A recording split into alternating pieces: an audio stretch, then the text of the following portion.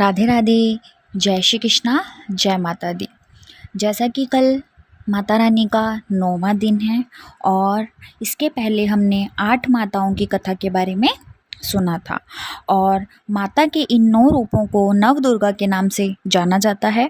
नवरात्र के 9 दिनों में माँ दुर्गा के जिन 9 रूपों का पूजन किया जाता है उनमें पहला शैलपुत्री, दूसरा ब्रह्मचारिणी, तीसरा चंद्रघंटा, चौथा कुष्मांडा, पांचवा स्कंद माता, छठा कात्यायनी, सातवां कालरात्रि, आठवां महागौरी और 9वां सिद्धिदात्री की पूजन किया जाता है। और कल नवमी है जो माता सिद्धिदात्री का दिन है और इस दिन इनको भोग में नवरात्र के 9वें दिन माता सिद्धिदात्री की पूजा आराधना का होता है। माता सिद्धिदात्री को सभी प्रकार की सिद्धियां देने वाली कहा गया है। नवरात्रि के 9वें दिन इनकी पूजा और आराधना की जाती है। इन्हें सिद्धियों की स्वामिन भी कहा जाता है।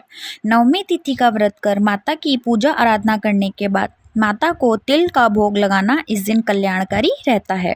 यह उपवास व्यक्ति को मृत्यु के भय से राहत देता है और अनहोनी घटनाओं से बचाता है। और अब हम सुनेंगे माँ सिद्धिदात्री की कथा।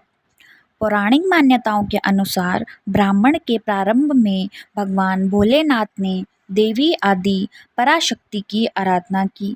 भगवान शिव ने माँ सिद्धिदात्री की कृपा से ही 8 सिद्धियों को प्राप्त किया था। नवरात्र पूजन के आखिरी दिन यानी कि नवमी को दुर्गा जी की 9वीं शक्ति माँ सिद्धिदात्री की उपासना होती है।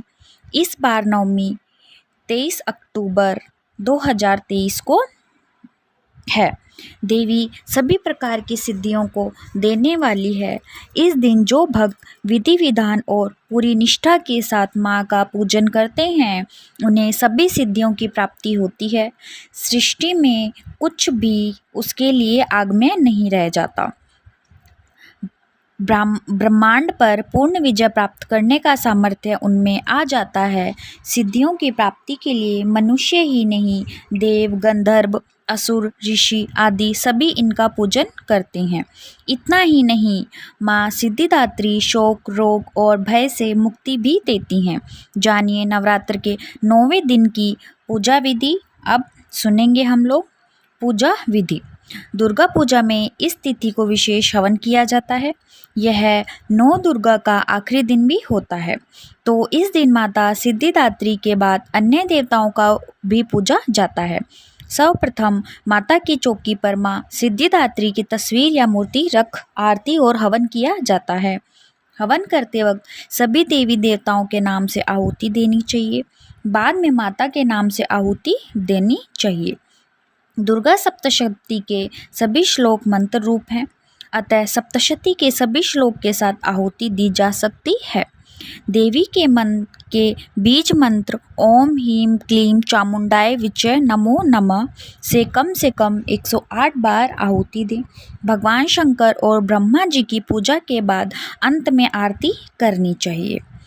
हवन में जो भी प्रसाद चढ़ाया जाता है उसे समस्त लोगों में बांटनी चाहिए। अब हम सुनेंगे माँ सिद्धिदात्री की कथा। देवी पुराण में ऐसा उल्लेख मिलता है कि भगवान शंकर ने भी इन्हीं की कृपा से सिद्धियों को प्राप्त किया था। ये कमल पर आसीन हैं और केवल मानव ही नहीं बल्कि सिद्ध, गंधर्व, यक्ष, देवता और असुर सभी इनकी आराधना करते हैं।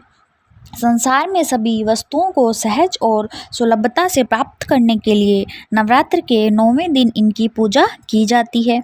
भगवान शिव ने सभी सिद्धिदात्री देवी की कृपा से तमाम सिद्धियां प्राप्त की थी। इस देवी की कृपा से ही शिव जी का आधा शरीर देवी का हुआ था। इसी कारण शिव अर्धनारीश्वर नाम से प्रसिद्ध हुए। इस देवी का पूजन, ध्यान, स्मरण हमें इस संसार की असरता का बोध कराते हैं और अमृत पद की ओर ले जाते हैं। और अब हम सुनेंगे माँ सिद्धिदात्री की पूजा से हमें क्या लाभ होता है। यह माँ का प्रचंड रूप है जिसमें शत्रु विनाश करने की ऊर्जा समाहित होती है और इस सब रूप को तो स्वयं त्रिमूर्ति यानी कि ब्रह्मा, विष्णु, महेश भी पूजते हैं। इसका अभिप्राय यह हुआ कि यदि यह माता अपने पात्र से प्रसन्न हो जाती हैं तो शत्रु उनके इर्द गिर्द नहीं टिकते हैं।